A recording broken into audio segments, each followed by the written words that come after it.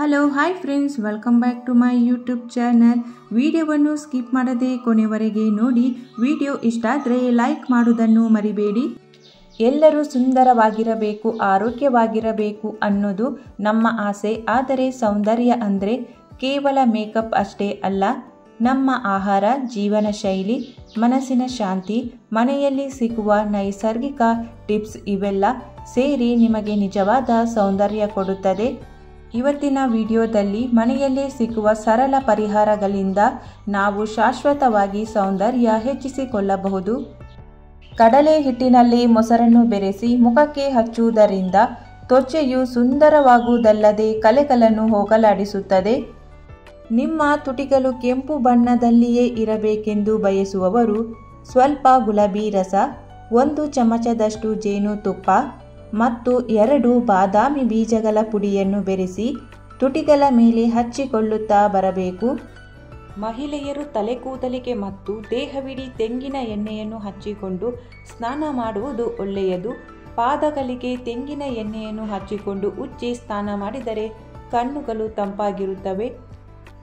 ಅಕ್ಕಿ ಹಿಟ್ಟನ್ನು ಬೆವರು ಗುಳ್ಳೆ ಇರುವಲ್ಲಿ ಚೆನ್ನಾಗಿ ಹಚ್ಚಿಕೊಂಡರೆ ಬೆವರು ಗುಳ್ಳೆಗಳು ಮಾಯವಾಗುತ್ತದೆ. ಕುದಿಯುವ ನೀರಿಗೆ ಬೇವಿನ ಎಲೆಗಳನ್ನು ಹಾಕಿ ಅದರಿಂದ ಬರುವ ಹಬೆಗೆ ಮುಖವನ್ನು ಒಡ್ಡಿಕೊಂಡರೆ ಮುಖದಲ್ಲಿ ಕಪ್ಪು ಕಲೆಗಳು ಕಡಿಮೆಯಾಗುತ್ತದೆ.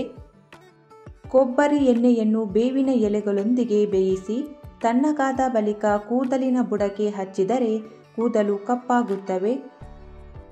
2 ಲೋಟ ನೀರಿಗೆ 1 ಸ್ಪೂನ್ ಕಾಫಿ ಪುಡಿ ಹಾಕಿ ಚೆನ್ನಾಗಿ ಕುದಿಸಿ ತಣ್ಣಗಾದ ನಂತರ ಕಬ್ಬಿಣದ ಪಾತ್ರೆಗೆ ಹಾಕಿ ಅದಕ್ಕೆ 4 ಸ್ಪೂನ್ ಮೆಹಂದಿ ಪುಡಿ, 1 ಸ್ಪೂನ್ ನೆಲ್ಲಿಕಾಯಿ ಪುಡಿ ಮತ್ತು 1 ಮೊಟ್ಟೆಯ ಬಿಳಿ ಭಾಗವನ್ನು ಹಾಕಿ ಚೆನ್ನಾಗಿ ಮಿಕ್ಸ್ ಮಾಡಿ ಮಾರನೇ ದಿನ ತಲೆಗೆ ಹಚ್ಚುವುದರಿಂದ ಚಿಕ್ಕ ವಯಸ್ಸಿನಲ್ಲಾಗುವ ಬಿಳಿ ಕೂದಲಿನ ಸಮಸ್ಯೆ ಕಡಿಮೆಯಾಗುತ್ತದೆ. ತಲೆ ಕೂದಲಿಗೆ ಬಣ್ಣ ಹಚ್ಚಿಕೊಳ್ಳುವವರ ಕೈಗೆ ಬಣ್ಣ ಮೆತ್ತಿಕೊಂಡಾಗ ಅದಕ್ಕೆ ಹೆಚ್ಚಿದ ಈರುಳ್ಳಿ ತುಂಡಿನಿಂದ ಉಜ್ಜಿ ತೊಳೆದುಕೊಂಡರೆ ಕೈಗೆ ಆಗಿರುವ ಬಣ್ಣ ಹೋಗುತ್ತದೆ. ನೆಲ್ಲಿಕಾಯಿಯನ್ನು ಚೆನ್ನಾಗಿ ಒಣಗಿಸಿ ಪುಡಿ ಮಾಡಿ ಪೇಸ್ಟ್ ಮಾಡಿದ ಹೆಸರು ಬೇಳೆಯೊಂದಿಗೆ ಮಿಕ್ಸ್ ಮಾಡಿ ಮೈ ಪೂರ ಹಚ್ಚಿಕೊಂಡು ಸ್ನಾನ ಮಾಡುತ್ತಾ ಬಂದರೆ ಶರೀರವು ಕಾಂತಿಯಿಂದ ಮಿನುಗುತ್ತದೆ. ಪ್ರತಿದಿನ ರಾತ್ರಿ ಊಟಕ್ಕೆ ಸ್ವಲ್ಪ ತುಪ್ಪ ಹಾಕಿಕೊಂಡು ತಿನ್ನುವುದರಿಂದ ಕಾಲು ನೋವು ಕಡಿಮೆಯಾಗುತ್ತದೆ. ಜೊತೆಗೆ ನಿದ್ದೆ ಕೂಡ ಬರುತ್ತದೆ.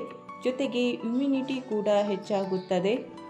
ಗುಲಾಬಿ ಎಸಳುಗಳನ್ನು ನೀರಿನಲ್ಲಿ ತೊಳೆದು ಬೆಲ್ಲ ಮತ್ತು ತುಪ್ಪ ಇವು 3 ಸೇರಿಸಿ ಸೇವಿಸುತ್ತಾ ಬಂದರೆ ಬಾಯಿ ಮತ್ತು ತುಟಿಯ ಹುಣ್ಣು ವಾಸಿಯಾಗುತ್ತದೆ.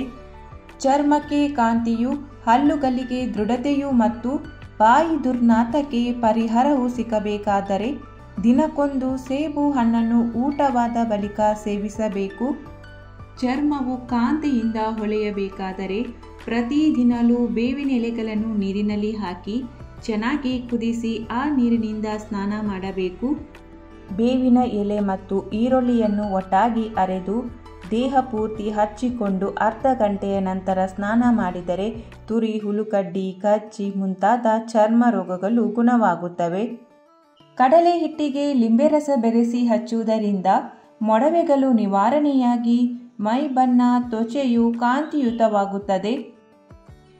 ಕಣ್ಣುಗಳಿಗೆ ಕಾಡಿಗೆಯೊಂದನ್ನು ಬಿಟ್ಟರೆ ಮತ್ಯಾವುದೇ ಅಲಂಕಾರಿಕ ವಸ್ತುಗಳನ್ನು ಬಳಸದಿರುವವರು ಪ್ರತಿದಿನವೂ ಬೆಳಿಗ್ಗೆ ನಿದ್ರೆಯಿಂದ ಎದ್ದ ಕೂಡಲೇ ಶುದ್ಧವಾದ ತಣ್ಣೀರಿನಲ್ಲಿ ಕಣ್ಣುಗಳನ್ನು ತೊಳೆದುಕೊಂಡರೆ ಸಾಕು, ಅವು ಮಿನುಗುತ್ತಿರುತ್ತವೆ. ರಾತ್ರಿ ಮಲಗುವ ಮುನ್ನ ಉಪ್ಪು ಕರಗಿಸಿದ ಬಿಸಿ ನೀರಿನಲ್ಲಿ 15 ನಿಮಿಷಗಳ ಕಾಲ ಪಾದಗಳೆರಡನ್ನು ಇಡಬೇಕು. ಪಾದಗಳು ಮೃದುವಾದ ನಂತರ ನೀರನ್ನು ಚೆಲ್ಲಿ ಇಮ್ಮಡಿ ಮತ್ತು ಇತರ ಸೀಳಿರುವ ಭಾಗಗಳಿಗೆ ಹರಳೆಣ್ಣೆಯನ್ನು ಹಚ್ಚಿಕೊಂಡು ಮಲಗಬೇಕು. ಹೀಗೆ ಮಾಡುತ್ತಾ ಬಂದರೆ ಕೆಲವೇ ದಿನಗಳಲ್ಲಿ ಒಡೆದ ಪಾದಗಳು ಸರಿ ಹೋಗುತ್ತವೆ. ಆಲೂಗಡ್ಡೆ ರಸವೊಂದು ನ್ಯಾಚುರಲ್ ಬ್ಲೀಚ್ ಆಗಿ ಕೆಲಸ ಮಾಡುತ್ತದೆ. ಮುಖದ ಮೇಲೆ ಕಪ್ಪು ಕಲೆಗಳಿದ್ದರೆ ಆಲೂಗಡ್ಡೆ ರಸವನ್ನು ಪ್ರತಿದಿನ ಹಚ್ಚಿಕೊಳ್ಳಿ. 1 ಹತ್ತಿಯನ್ನು ಆಲೂಗಡ್ಡೆ ರಸದಲ್ಲಿ ಅದ್ದಿ ಕಣ್ಣಿನ ಮೇಲಿಟ್ಟರೆ ಡಾರ್ಕ್ ಸರ್ಕಲ್ನ ಸಮಸ್ಯೆ ಕೂಡ ದೂರವಾಗುತ್ತದೆ. ತೂಕವನ್ನು ಇಳಿಸಲು ಸೊಪ್ಪು ತರಕಾರಿ ಸೇವನೆ ಹೆಚ್ಚಾಗಿ ಮಾಡಿ ಮತ್ತು ಪ್ರತಿದಿನ ಊಟದ ನಂತರ 1 ಎಸಳು ಬೆಳ್ಳುಳ್ಳಿಯನ್ನು ತಿನ್ನಿ. ಇದರಿಂದ ಬೇಗ ತೂಕ ಕಡಿಮೆ ಆಗುತ್ತದೆ. ಪ್ರತಿದಿನವೂ ತಣ್ಣೀರಿನಲ್ಲಿ ಸ್ನಾನ ಮಾಡಬೇಕು.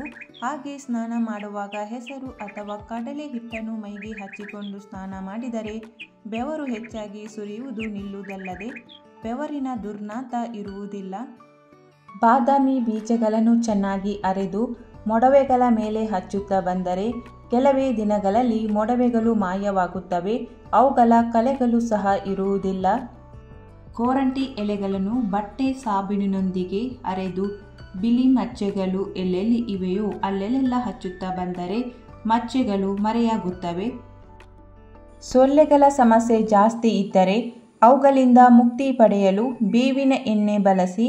ಹೊರಗಡೆ ಹೋಗುವುದಕ್ಕಿಂತ ಮೊದಲು ತ್ವಚೆಗೆ ಸ್ವಲ್ಪ ಬೇವಿನ ಎಣ್ಣೆ ಹಚ್ಚಿಕೊಂಡು ಹೊರಟರೆ ಸೊಳ್ಳೆಗಳು ನಿಮ್ಮ ಹತ್ತಿರ ಕೂಡ ಬರುವುದಿಲ್ಲ. ಗಂಧದ ಪುಡಿಯನ್ನು ಪನ್ನೀರ್ ಮತ್ತು ಗ್ಲಿಸರಿನ್ನೊಂದಿಗೆ ಮಿಕ್ಸ್ ಮಾಡಿ ಮುಖದಲ್ಲಿ ಸುಕ್ಕು ಇರುವ ಕಡೆ ಹಚ್ಚಿಕೊಂಡು ಅರ್ಧ ಗಂಟೆಯ ನಂತರ ಮುಖವನ್ನು ವಾಶ್ ಮಾಡಬೇಕು. ಹೀಗೆ ಮಾಡುತ್ತಾ ಬಂದರೆ ಮುಖದಲ್ಲಿನ ಸುಕ್ಕುಗಳು ಕಡಿಮೆಯಾಗುತ್ತದೆ.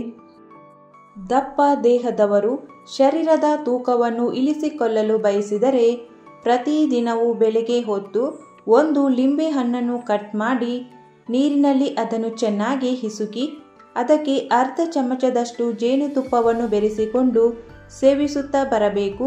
ಕೆಲವೇ ದಿನಗಳಲ್ಲಿ ಅವರ ಶರೀರವು ತೆಳುವಾಗುತ್ತದೆ. ಓಂ ನೋವು ಮತ್ತು ಊತವನ್ನು ಶಮನಗೊಳಿಸಲು ಸಹಾಯ ಮಾಡುತ್ತದೆ.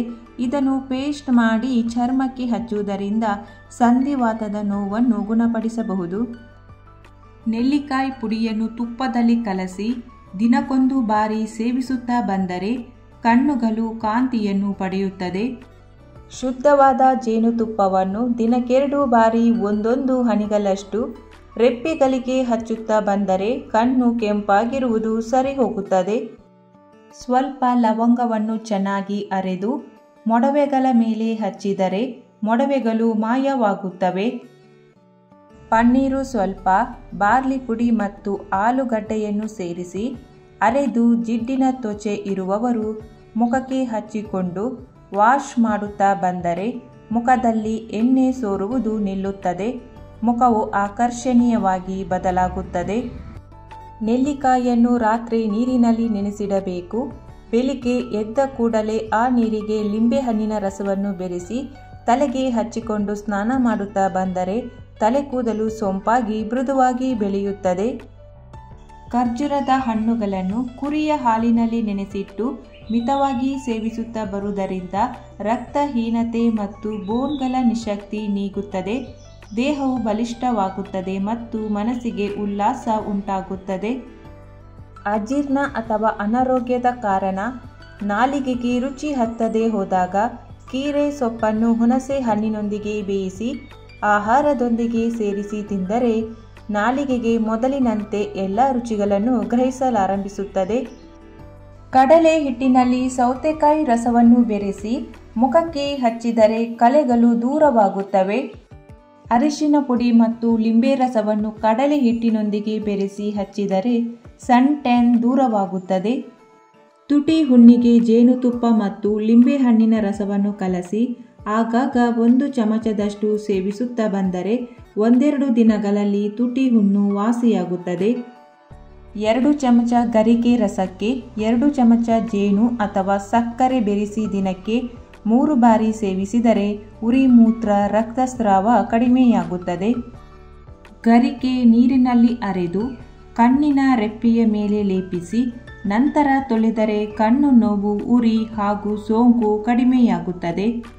ಗರಿಕೆ ರಸವನ್ನು ತಲೆಗೆ ಹಚ್ಚಿದರೆ ಕೂದಲು ಉದುರುವುದು ಕಡಿಮೆಯಾಗುತ್ತದೆ. ನೆಲ್ಲಿಕಾಯಿಗಳನ್ನು ಲಿಂಬೆಹಣ್ಣಿನ ಎಲೆಗಳೊಂದಿಗೆ ಸೇರಿಸಿ ಅರೆದು ಹಾಲಿನೊಂದಿಗೆ ಸೇರಿಸಿ ತಲೆಗೆ ಹಚ್ಚಿಕೊಂಡು ಸ್ನಾನ ಮಾಡುತ್ತಾ ಬಂದರೆ ಚಿಕ್ಕ ವಯಸ್ಸಿನವರ ಬಿಳಿ ಕೂದಲು ಕಪ್ಪು ಕೂದಲಾಗಿ ಬದಲಾಗುತ್ತದೆ. ಬೆಟ್ಟದ ನೆಲ್ಲಿಕಾಯಿಯನ್ನು ಅರೆದು ಅದರ ರಸಕ್ಕೆ ಹರಳೆಣ್ಣೆಯನ್ನು ಬೆರೆಸಿ ಕಾಯಿಸಿ ಪ್ರತಿದಿನವೂ ತಲೆಗೆ ಹಚ್ಚಿಕೊಳ್ಳುತ್ತಾ ಬಂದರೆ ಚಿಕ್ಕ ಮಕ್ಕಳಲ್ಲಾಗುವ ಬಿಳಿ ಕೂದಲಿನ ಸಮಸ್ಯೆ ಕಡಿಮೆಯಾಗುತ್ತದೆ. ಮಜ್ಜಿಗೆಗೆ ಕಡಲೆ ಹಿಟ್ಟನ್ನು ರಾತ್ರಿ ಬೆರೆಸಿಟ್ಟು ಬೆಳಿಗ್ಗೆ ಅದರಿಂದ ತಲೆ ಕೂದಲನ್ನು ತೊಳೆದುಕೊಳ್ಳುವುದರಿಂದ ಕೂದಲಿನ ಆರೋಗ್ಯಕ್ಕೆ ಒಳ್ಳೆಯದು. ಬೆಂಡೆಕಾಯಿ ನೆನೆಸಿದ ನೀರು ಕುಡಿಯುವುದರಿಂದ ಶುಗರ್ ಕಂಟ್ರೋಲ್ನಲ್ಲಿ ಇರುತ್ತದೆ. ಇಮ್ಯುನಿಟಿ ಚೆನ್ನಾಗಿರುತ್ತದೆ. ತೂಕ ಕಡಿಮೆಯಾಗುತ್ತದೆ. 1 ಲೋಟ ನೀರಿಗೆ ಕಾಮಕಸ್ತೂರಿ ಬೀಜ ಮತ್ತು ಲಿಂಬೆ ರಸವನ್ನು ಹಾಕಿ ಕುಡಿಯುವುದರಿಂದ ಹೊಟ್ಟೆಯ ಕೊಬ್ಬು ಕರಗುವುದಲ್ಲದೆ ದೇಹದಲ್ಲಿರುವ ವಿಷಕಾರಿ ಜೀವಾಣುಗಳನ್ನು ಹೊರಹಾಕುತ್ತದೆ. ಸೌತೆಕಾಯಿಯನ್ನು ತುರಿದು ಪೇಸ್ಟ್ ಮಾಡಿ ಅದನ್ನು ನಿಮ್ಮ ಮುಖ ಮತ್ತು ಕುತ್ತಿಗೆಗೆ ಹಚ್ಚಿ 15 ನಿಮಿಷಗಳ ಕಾಲ ಬಿಟ್ಟು ಮುಖ ತೊಳೆಯುವುದರಿಂದ ಮೊಡವೆ ಮತ್ತು ಬ್ಲ್ಯಾಕ್ ಹೆಡ್ಸ್ ಕಡಿಮೆಯಾಗುತ್ತವೆ. ಮುಂಜಾನೆ ದಿನವೂ 10 ಕರಿಬೇವು ಸೇವಿಸಿ ನೀರು ಕುಡಿದರೆ ಬೊಜ್ಜು ತೂಕ ಇಳಿಯುತ್ತದೆ. 1 ಬಕೆಟ್ ನೀರಿಗೆ ಅರ್ಧ ಸ್ಪೂನ್ ಉಪ್ಪು ಹಾಕಿ ಸ್ನಾನ ಮಾಡುವುದರಿಂದ ಮೈ ಕೈ ನೋವು, ಒತ್ತಡ ಇವೆಲ್ಲವೂ ಕಡಿಮೆಯಾಗುತ್ತದೆ. ಬಾಯಲ್ಲಿ ಹುಣ್ಣುಗಳಾದರೆ ರಾತ್ರಿ ಮಲಗುವುದಕ್ಕಿಂತ ಮೊದಲು ಕೊಬ್ಬರಿ ಎಣ್ಣೆಯನ್ನು ಹುಣ್ಣಿನ ಮೇಲೆ ಹಚ್ಚಿ ಮಲಗಿ ಬೆಳಿಗ್ಗೆ ಆಗುವುದರ ಒಳಗೆ ನೋವು ಕಡಿಮೆ ಆಗಿರುತ್ತದೆ. ದೇಹದ ಅಧಿಕ ಉಷ್ಣವು ಕಣ್ಣುಗಳನ್ನು ಬಾಧಿಸುತ್ತವೆ. ಆದ್ದರಿಂದ ಕಂಪ್ಯೂಟರ್ನಲ್ಲಿ ಕೆಲಸ ಮಾಡುವವರು 2 ಗಂಟೆಗಳಿಗೊಮ್ಮೆ ತಣ್ಣೀರಿನಲ್ಲಿ ಕಣ್ಣುಗಳನ್ನು ತೊಳೆದುಕೊಳ್ಳಬೇಕು. ಆಯಿಲ್ ಸ್ಕಿನ್ ದೂರ ಮಾಡಲು ಬಾದಾಮಿಯನ್ನು ತರಿತರಿಯಾಗಿ ಪುಡಿ ಮಾಡಿ ಜೇನುತುಪ್ಪ ಮಿಕ್ಸ್ ಮಾಡಿ ಸ್ಕ್ರಬ್ ಮಾಡಿ. ಉದ್ದವಾದ ಕೂದಲು ಬೇಕಾದಲ್ಲಿ ತೆಂಗಿನ ಎಣ್ಣೆಯಲ್ಲಿ ನೆಲ್ಲಿಕಾಯಿ ಪೌಡರನ್ನು ಹಾಕಿ ಕೂದಲಿನ ಬುಡಕ್ಕೆ ಹಚ್ಚಿಕೊಳ್ಳಿ.